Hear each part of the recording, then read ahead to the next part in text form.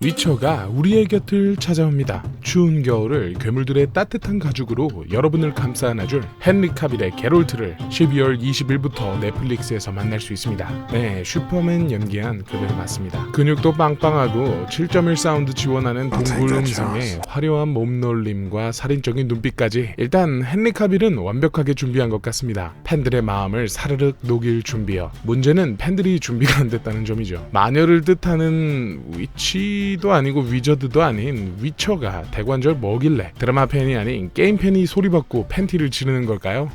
위쳐는 CD 프로젝트 레드가 만든 게임으로 많이 알려져 있지만 사실 소설이 원작입니다. 게임도 소설의 내용을 따라가죠. 원작의 이름은 배지막이라고 해서 슬라브 신화의 남자 마법사를 의미하는데요. 게임 개발 단계에서 위쳐라 명명한 건 위치와 헌터의 합성어를 의미하기 위해서인 듯합니다. 거대한 판타지 세상 속에 잘생긴 주인공이 칼 들고 으아 몬스터 다 죽여 하는 내용으로 치부하기에는 본고장에서 아주 유명합니다. 본고장 폴란드에서는 탄탄한 세계관과 지역 특색을 잘 살린 작품으로 평가받죠. 소설도 대단하지만 게임도 못지않습니다. 그래서 넷플릭스 드라마는 게임과 소설의 영향을 고루 받고 있죠. 어떻게 그러냐고요? 비주얼 측면은 게임을 따라가고 내용은 소설의 근간을 두고 있습니다. 물론 게임도 소설의 그 이야기 근간을 두기 때문에 구분하는 것은 크게 의미가 없습니다만 좌우지간 위쳐 시리즈를 관통하는 직업이자 인물인 위쳐는 어떤 존재일까요?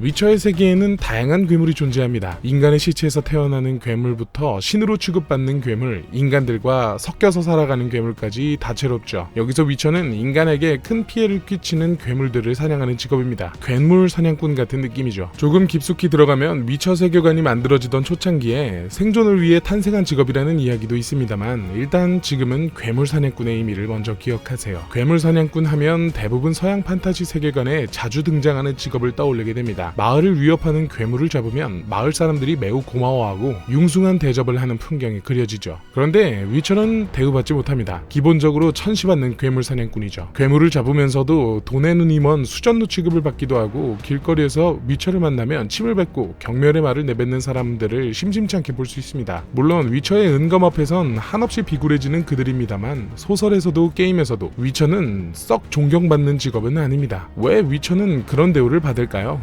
몸을 쓰는 3D 직업이고 자신을 희생해 괴물들을 처치하는데 말입니다. 사실 이런 대우엔 이유가 있죠. 보통 위쳐를 고용하는 집단은 도시와는 외진 마을에서 주로 고용을 합니다. 그들은 위쳐의 외모를 보고 놀라죠. 밤에 노랗게 빛나는 노란색 눈동자와 수축과 이완이 자유로운 동공을 보고 겁을 먹습니다. 마법도 생소한 마을에서 눈동자가 노랗고 이상한 룬마법까지 쓰는데 무기는 기가 막히게 다르죠. 그리고 그런 힘 있는 사람이 동전 한 푼 손해버려 하지 않는 수전노이기까지 하니까요. 어떻게 보면 자신들의 안위마저 해칠 수 있으니 두려움과 경멸의 대상이 되는 것은 당연할지도 모릅니다. 그런 위쳐 세계관에는 위쳐를 만들어내는 교단들이 존재합니다. 각 교단의 상징은 보통 동물인데요. 상징이 되는 동물을 종교적으로 믿는 건 아니지만 그들의 전투 방식이나 생활 방식을 본딴 집단이죠. 널리 알려진 교단은 늑대, 살쾡이, 그리핀, 곰 등이 있습니다. 살쾡이는 날렵한 몸동작, 곰은 강력한 일격, 그리핀은 마법 능력을 특화시키죠. 늑대 교단?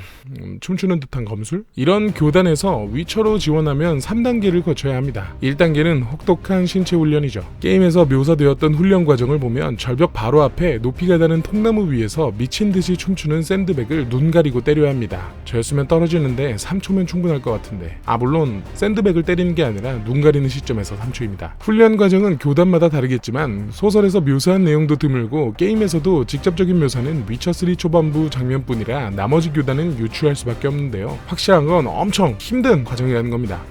전투훈련과 함께 괴물에 대한 지식도 공부하며 근력과 체력을 길러주는 약물도 복용하는데요. 이 과정에서 많은 수련생이 폭력적으로 변하거나 간이나 심장에 무리가 와서 사망하기도 합니다. 혹독한 훈련 과정을 마친 수련생은 본인의 육체적 능력을 증명하기 위한 시험을 통과해야 합니다. 풀의 시험, 혹은 시련이라고도 부르는데요. 3가지 약초로 만든 약물 3개로 몸을 완전히 재구성하게 되죠. 이 과정에서 위쳐의 고양이 같은 눈동자가 만들어집니다. 여기서 시리즈 주인공 게롤트는 추가적인 변이 과정을 거쳐 백발과 창백한 피부를 얻었다고 하네요. 왜 다른 위쳐는 안 백발? 같은 부분을 염두에 둔 설정인 것 같습니다만 확실히 주인공으로서 개성은 얻은 것 같습니다. 그도 그럴 것이 위쳐3가 흥행 후 백발 노인 캐릭터만 등장하면 아 게롤트네 라는 소리를 듣고 나니까요. 위쳐는 이렇게 탄생합니다. 하지만 게임 로딩창 같은 걸 살펴보면 더 이상 만들어지지 않고 있다고 하는데요. 만드는 과정도 어렵고 교단들도 몰락해서 그럴까요? 앞으로의 이야기가 어떻게 진행되는지는 원작자만 알겠죠.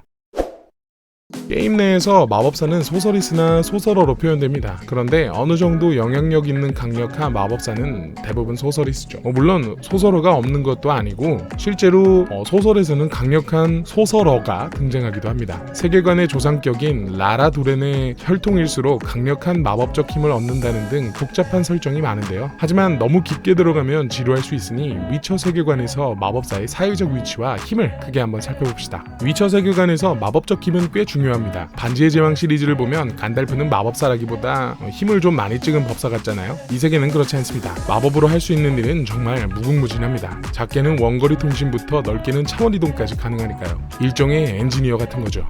그래서 당연히 마법사들의 입지가 높습니다. 지식을 탐구하는 학자이자 귀족들의 편리에 도움이 되는 마법을 부리는 존재니까요. 소설에서도 이 부분이 자주 언급됩니다만 19세 이용가여서 푸느느는 말을 아끼겠습니다. 각설하고. 그래서 위쳐 속 마법사들은 다양한 사회적 위치를 접하고 있습니다. 대학교 교수부터 궁정마법사, 유명한 의원, 동네의 약초사까지도 마법사임을 알 수 있죠. 재미있는 점은 마법사와 위쳐의 관계입니다. 위쳐는 사회에서 정말 인간 말종 괴물 쓰레기 취급을 받는 반면에 인간 마법사들은 진리를 탐구하는 자, 지식인, 배운 사람 취급을 받으니까요. 작중에서도 위쳐와 마법사의 사랑을 신분을 뛰어넘는 사랑으로 표현하기도 했습니다. 마법사의 사회적 지위가 높아서 정치적 암약도 빈번합니다. 마법사들의 사모임도 존재하고 그 이후에는 실력 좋은 여성 마법사 모임도 따로 생기죠. 이 마법사들 때문에 혹은 덕분에 위쳐 세계관에 흥미로운 사건이 자주 벌어집니다. 이 부분은 정말 자세하게 풀어드리고 싶지만 드라마가 게임 시리즈보다 앞선 시간대를 다루고 있으니 스포일러가 될 수 있어 넘어가겠습니다.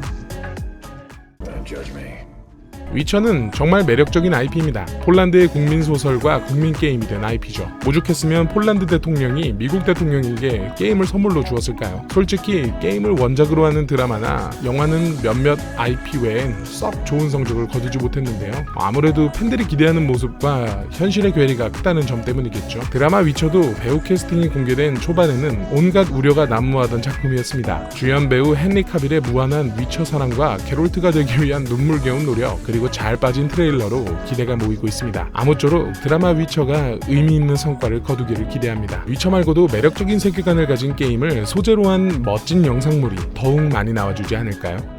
푸는이었습니다.